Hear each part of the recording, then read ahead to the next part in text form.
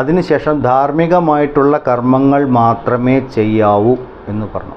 അല്ലാത്ത കർമ്മങ്ങൾ, അധാർമികമായിട്ടുള്ള കർമ്മങ്ങൾ ആര് പറഞ്ഞാലും, എത്ര ഉയർന്ന സ്ഥാനത്തിരുന്ന് പറഞ്ഞാലും അത് ചെയ്യാൻ പാടില്ല എന്ന് പറഞ്ഞു. അപ്പം നമുക്കൊരു സംശയം വരാൻ സാധ്യതയുണ്ട്, ഞാൻ ചെയ്യുന്നത് ശരിയാണോ തെറ്റാണോ?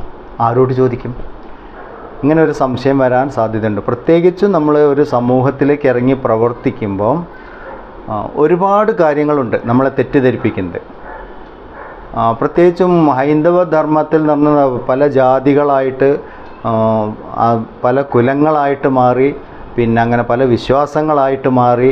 പ്രാദേശികമായിട്ടുള്ള വിശ്വാസങ്ങൾ വേറെ, ജാതിപരമായിട്ടുള്ള വിശ്വാസങ്ങൾ വേറെ. ഒരാൾക്ക് നല്ലത് എന്ന് തോന്നുന്ന ഒരു കാര്യം വേറൊരാൾക്ക് മോശമാണ്. ഇങ്ങനെ ഒരുപാട് കാര്യങ്ങളുണ്ട്. ടോട്ടലി കൺഫ്യൂഷനാണ്. അപ്പോൾ എന്തു ചെയ്യും? ഇതൊരു വലിയ പ്രശ്നമാണ്. ഒരാൾക്ക് ഒരു കുലത്തിന് നല്ലത് എന്ന് തോന്നുന്ന കാര്യങ്ങൾ വേറൊരു കുലത്തിന് നല്ലതല്ല. അപ്പോൾ അവരിവരെ കളിയാക്കും, ഇവരവരെ കളിയാക്കും. അഭിപ്രായ വ്യത്യാസങ്ങൾക്ക് സാധ്യതയുണ്ട്. അപ്പോൾ ഒരുപാട് പ്രശ്നങ്ങളാണ്. അങ്ങനെയുള്ള സാഹചര്യങ്ങളിൽ എന്തു ചെയ്യും? അതൊക്കെയാണ് ഇനി മുന്നോട്ട് പറയാൻ പോകുന്നത്. ഇപ്പോൾ നമ്മൾ പഠിച്ചുകൊണ്ടിരിക്കുന്നത് സനാതന ധർമ്മത്തിനെ നിലനിർത്താൻ ആവശ്യമായിട്ടുള്ള കാര്യങ്ങൾ എന്തൊക്കെയാണ്. ഇത്രയും കാര്യങ്ങൾ നമ്മൾ ജീവിതത്തിൽ പകർത്തിയേ പറ്റൂ. അത് പ്രായോഗികമായി തന്നെ ചെയ്യണം. അത് ചെയ്യാത്തത് കൊണ്ടുള്ള പ്രശ്നങ്ങളാണ് ഇപ്പോൾ സംഭവിച്ചുകൊണ്ടിരിക്കുന്നത്. അപ്പോൾ ഓരോ ഉപദേശങ്ങൾ പറയുമ്പോഴും അതിനെ പൂർണ്ണമായി ഉൾക്കൊണ്ട് നമ്മൾ ജീവിതത്തിൽ പകർത്തണം. ഇത് പുസ്തകത്തിൽ വായിച്ച് അങ്ങനെ മാർക്ക് നേടാനുള്ളൊരു സബ്ജക്റ്റ് അല്ല. നമ്മൾ ആയിത്തീരുക എന്നുള്ള, ഉപനിഷത്ത് മുഴുവൻ നമ്മളിലേക്ക് എത്തുക എന്നുള്ളൂ. ഇപ്പം നമ്മളിൽ നിന്ന് അകന്നിട്ടാണ് നിൽക്കുന്നത്. അപ്പം നമ്മളിലേക്ക് എത്താനുള്ള മാർഗങ്ങളാണ് പറഞ്ഞു തരുന്നത്. വളരെ സിമ്പിളായിട്ട് നമുക്ക് ചെയ്യാവുന്ന കാര്യങ്ങളാണ്. പക്ഷെ എന്തുകൊണ്ടോ നമ്മളത് ചെയ്യാറില്ല എന്നുള്ളതാണ്.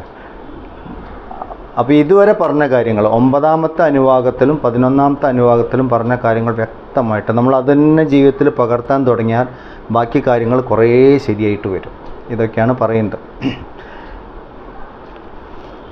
ഇനി നമ്മൾ നോക്കാനുള്ളത് അധ യതി തേ കർമ്മ വിചികിത്സാ വാ വൃത്ത വിചികിത്സാ വാ സ്യാദ് യേ തത്ര ബ്രാഹ്മണാ സമ്മർഷിനഃ യുക്താ അയുക്താഃ അലൂക്ഷ ധർമ്മകാമാ സ്യുഃ യദാ തേ തത്ര വർത്തേരൻ തദാ തത്ര വർത്തേതാഃ.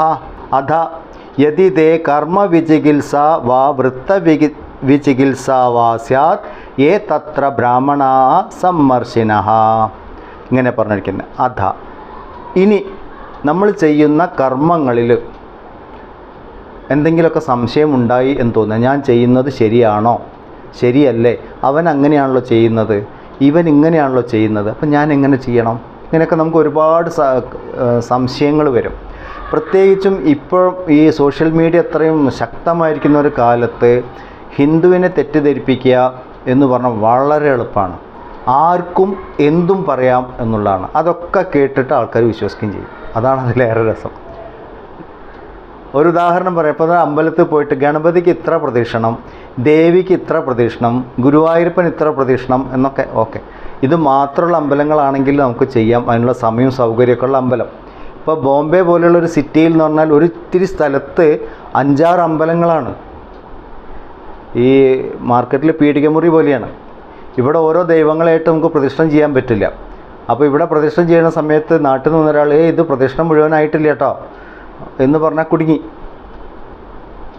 അപ്പോൾ നമ്മൾ കാലം, ദേശം, സമയം ഒക്കെ നോക്കിയിട്ട് വേണം ചെയ്യാൻ. ഇവിടെയൊക്കെ നമുക്ക് സംശയങ്ങളാണ്. വിളക്ക് കത്തിക്കുന്ന കാര്യത്തിൽ സംശയം, നിവേദ്യം വെക്കുന്ന കാര്യത്തിൽ സംശയം. ഇപ്പോഴത്തെ പുതിയ സംശയം ഷർട്ട് ഇടണോ വേണ്ടേ എന്നുള്ളതാണ്. അപ്പോൾ ഇവിടെയൊക്കെ സംശയങ്ങൾ വരാനുള്ള ഒരുപാട് കാര്യങ്ങളുണ്ട്. അപ്പോൾ ഇവിടെ പറയുന്നു, അങ്ങനെ കർമ്മങ്ങൾ ചെയ്യുന്നതിൽ സംശയമുണ്ടെങ്കിൽ, ഇല്ലെങ്കിൽ വൃത്തവിചികിത്സ, അപ്പം ആചാരങ്ങൾ ചെയ്യുന്നതിൽ സംശയമുണ്ടെങ്കിൽ എന്തു ചെയ്യും? ഉത്തരമാണ് പറഞ്ഞു തരുന്നത്, ബ്രാഹ്മണരോട് ചോദിക്കണം. അതൊരു വലിയ പ്രശ്നമാണ്. ബ്രാഹ്മണരോട് ചോദിക്കുക എന്ന് പറഞ്ഞാൽ ബ്രാഹ്മണ ജാതി അല്ല പറഞ്ഞിരിക്കുന്നത്. ബ്രാഹ്മണനോട് ചോദിക്കുക എന്ന് പറഞ്ഞാൽ ബ്രഹ്മത്തെക്കുറിച്ച് അറിയുന്നവർ, ആത്മജ്ഞാനികളായിട്ടുള്ള ആൾക്കാർ ആരൊക്കെയാണോ അവരോട് പോയിട്ട് ചോദിക്കണം. ഈ ആധ്യാത്മികമായുള്ള കർമ്മങ്ങളിലും ആചാരങ്ങളിലൊക്കെ നമുക്ക് സംശയങ്ങൾ വരുന്ന സമയത്ത് ആത്മജ്ഞാനികളെ സമീപിച്ച് സംശയങ്ങൾ തീർക്കണം. അപ്പോൾ ഇവിടെ ബ്രാഹ്മണൻ എന്നുള്ളത് ജാതിയല്ല, ബ്രാഹ്മണ വർണ്ണം, ആത്മജ്ഞാനിയായിട്ടിരിക്കുന്ന ആൾ, ഇല്ലെങ്കിൽ അറിവിൻ്റെ ഉന്നത തലങ്ങളിൽ ഇരിക്കുന്ന ആൾ, അയാൾ ഏത് ജാതിയിലായിക്കോട്ടെ, ഏത് മതത്തിലായിക്കോട്ടെ, അങ്ങനത്തെ ആളെടുത്ത് പോയിട്ട് സംശയ നിവൃത്തി വരുത്തിയിട്ട് വേണം മുന്നോട്ട് ചെയ്യാൻ. ആ സംശയ നിവൃത്തി വരുത്തിയാൽ പിന്നെ അതിലിരുന്നോളണം.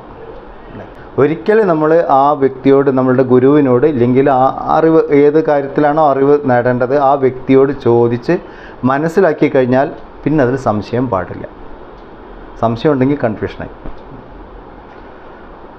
അപ്പോൾ ഇത് കൃത്യമായിട്ട് ഇവിടെ പറയുന്നു, നിങ്ങൾ കർമ്മങ്ങളിലോ ആചാരങ്ങളിലോ എന്തെങ്കിലുമൊക്കെ സംശയങ്ങൾ വരുന്ന സമയത്ത് അറിവുള്ളവരെ കണ്ട്, ആത്മജ്ഞാനികളെ കണ്ട് അതിലുള്ള സംശയ നിവൃത്തി വരുത്തിയിട്ട് വേണം അത് ചെയ്യാൻ. പിന്നീട് അത് തന്നെ ചെയ്യണം.